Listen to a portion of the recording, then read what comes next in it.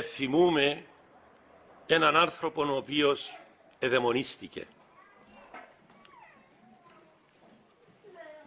και τον άκουσα να λέει το εξής φρικτόν το δαίμονα. Λέει, μωρέ, έτσι μιλούμε ανέδιαν οι δαίμονες. Μωρέ, λέει, κάμνετε τόσες αμαρτίες εσείς και εμείς και ο Μανώλης σας συγχωρά. Ποιος είναι ο Μανώλης? Ο Εμμανουήλ. Δεν τον λέει Εμμανουήλ, τον λέει Μανώλη. Προσπαθεί πάντοτε να τον υποβιβάσει. Και ο Μανώλης λαλεί πάντοτε σας συγχωρεί. Και όταν λέει κάνετε καμιά μεγάλη αμαρτία, ποιο βάλετε με σύντηρε? Βάλετε εκείνη. Ούτε το όνομα της δεν λέει. Μαρία, Μαριάμ. Βάζετε εκείνη. Και ό,τι τους ζητήσει, της κάνει το χατήρι. Ένας παπάς που έκανε εξορκισμούς εκείνη την ώρα, ερώτησε το δαιμόνιο, γιατί ο Χριστός του είπε, της κάμνει το χατήρι. Ακούτε τι απάντησε ο δαίμονας, δια του στόματος του δαιμονισμένου. Καλά, του λέει, ρε, είσαι παπάς και δεν ξέρεις γιατί.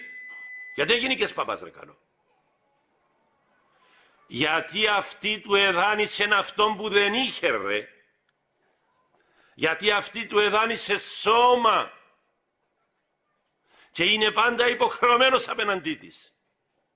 Ακούτε, εσείς να με δανείσετε λίγα χρηματάκια στη δύσκολη μου ώρα, αν είμαι άνθρωπος σωστός, θα έχω μια ζωή υποχρέωση. Κύριε Πολύβιε, είναι έτσι? Και θα σου λέω ευχαριστώ Πολύβιε μου που με δάνεισε στη δύσκολη μου ώρα.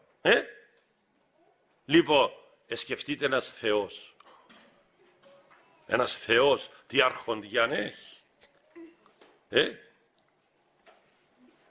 Απέναντι σε αυτήν που του εδάνησε, κάτσε παιδάκι μου, εκεί είναι πολύ ωραία καρέκλα τούτη. Κάτσε.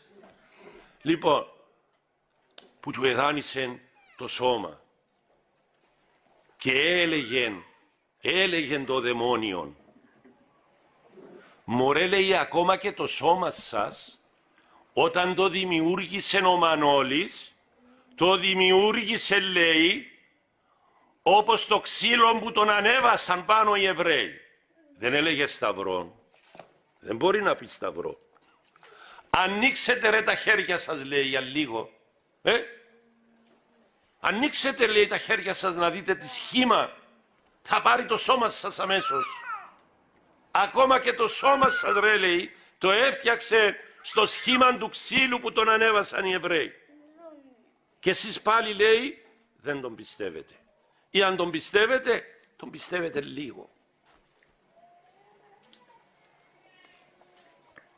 Και το άλλο που είπε, που όταν το άκουσα, μα τι να σας πω, εφρικίασα.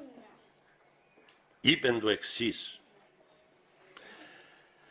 Εγώ, ρε, λέει, έκανα μια παρακοή στον ουρανό. Άγγελος ήμουν.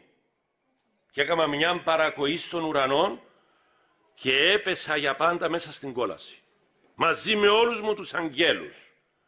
Εσείς κάθε μέρα αμαρτάνετε και μόλις πείτε έναν ήμαρτον, επεβαίνει και οι άλλοι, λέει, για την Παναγία. Και αμέσως σας συγχωρά. Και θέλει να σας βάλει, λέει, και μαζί του αιώνια, ούτε τη λέξη παράδεισος έλεγε. Να είσαστε μαζί του, να απολαμβάνετε το φως του. Και το φως του εκείνον, και εγώ το απολαμβάνω, αλλά δεν το χαίρομαι, με κατακαίει. Ενώ εσείς το απολαμβάνετε. Μερικοί από τώρα, οι Άγιοι. Και όλοι σας, όσοι θα πάτε μαζί του, για πάντα. Ακούτε τι είναι παράδεισος? Απόλαυσης του ακτίστου φωτός, του Θείου φωτός. Και τι είναι κόλασης? Το ίδιο φως, αφού ο Θεός είναι πανταχού παρών. Και στην κόλαση ακόμα κατεβαίνει το φως του.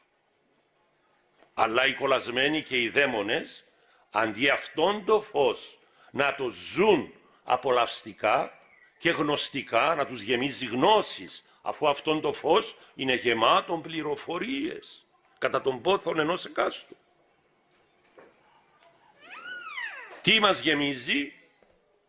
Ο μη γέννητο πάμε εκεί στην κόλαση.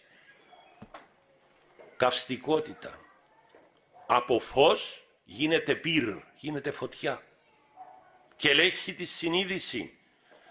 Και καίει τη συνείδηση. Διότι κουβαλούμε τη συνείδηση μας μαζί μας.